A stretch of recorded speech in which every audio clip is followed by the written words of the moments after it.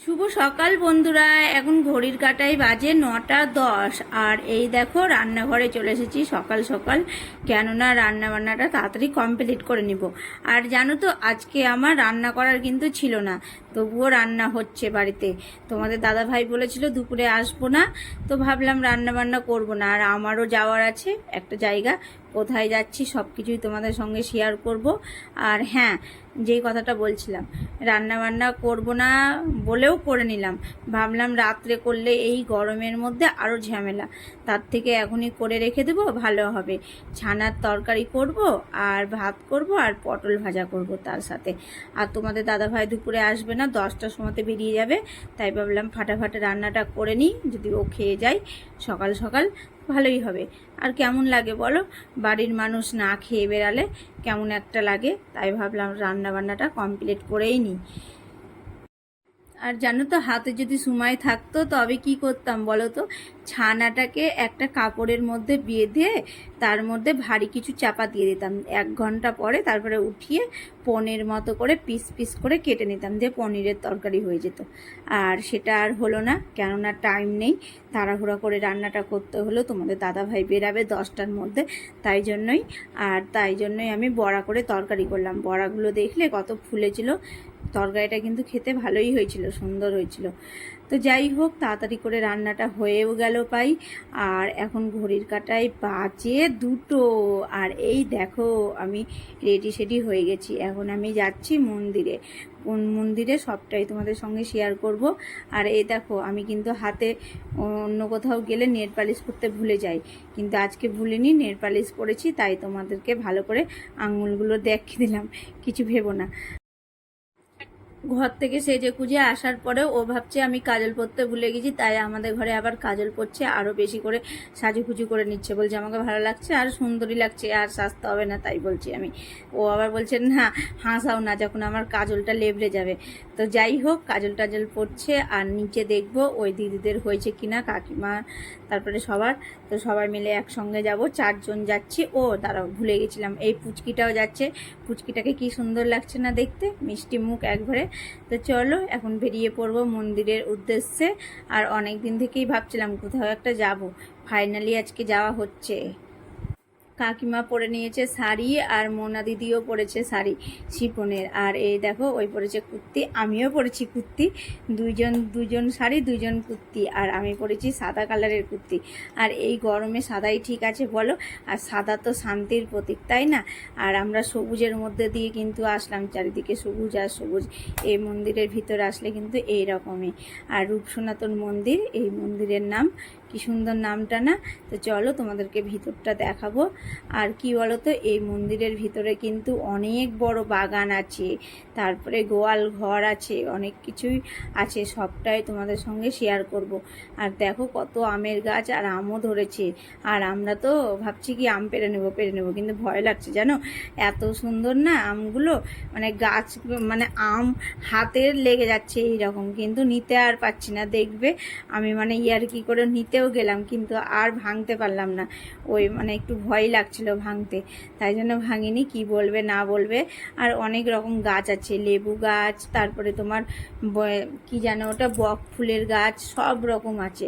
আর এটা হচ্ছে গোয়াল ঘর, যেমন মায়াপুরে আছে গোশালা, ওই রকমই এখানেও আছে কিন্তু গোয়াল ঘর। এই দেখো, আর বড় বড় উনান, এই উনানগুলো নিয়ে রান্না হয় এখানে। কোন মাসে যেন বড় করে অনুষ্ঠান হয়, তখনই নরনারায়ণ সেবা করায়, তখনই এই উনানগুলো নিয়ে রান্না হয়। আর এই পুরো মাঠটা কিন্তু ভরে যায়, তখন তো এত ভালোভাবে তোমাদেরকে দেখাতেই পারবো না। ওই বছরে একবার করে অনুষ্ঠান হয়, তখন এত লোকজন হয়, সবাই আসে এই মন্দিরে, খুব ভালো হয়। আর এই মন্দিরটা প্রতিদিনই খোলা থাকে।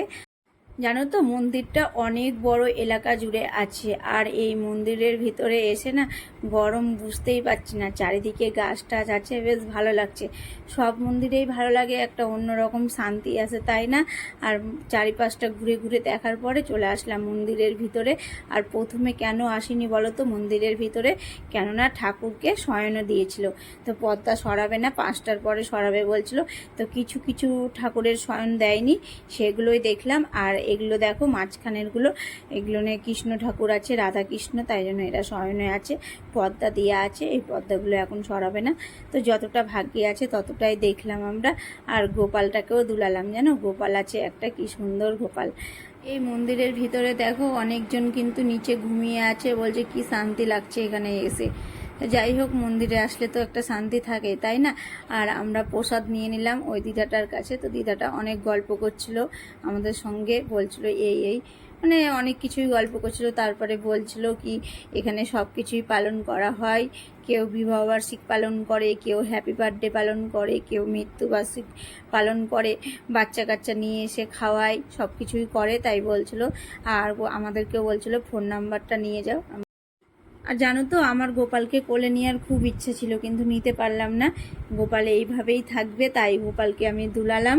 আর জানো তো, মন্দিরের ব্যাপারে তোমাদের সঙ্গে সেরকম কিছুই শেয়ার করলাম না, কেননা আমি মন্দিরের ব্যাপারে সেরকম কিছুই জানি না।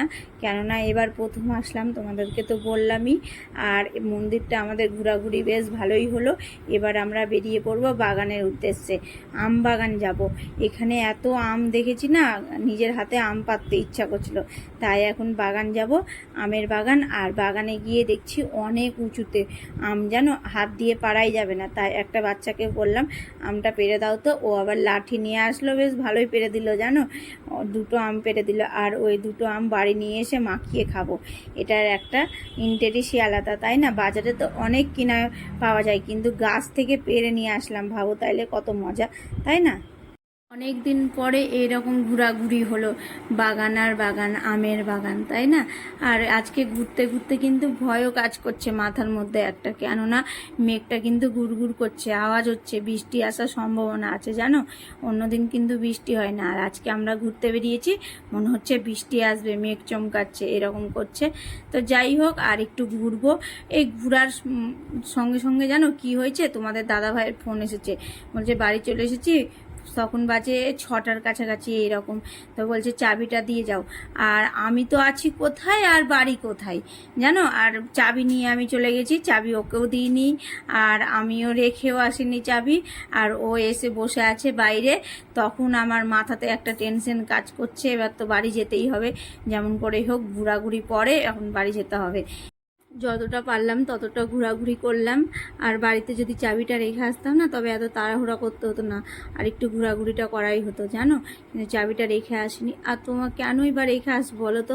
তোমাদের দাদা ভাইয়ের আসার কথা ছিল 8টার সময়, আর ও চলে আসলো 6টার সময়তে, এই জন্যই গন্ডগোল হয়ে গেল। তো চলো গাইস, এখন বাড়ি চলে যাব, আর কিছু তোমাদের সঙ্গে শেয়ার করার নেই। তো ভিডিওটা আজকের মধ্যে এতটাই, কালকে আবার দেখা হবে নতুন কোনো ভিডিওয়। আর তোমরা সবসময় ভালো থেকো, আর আমার ভিডিও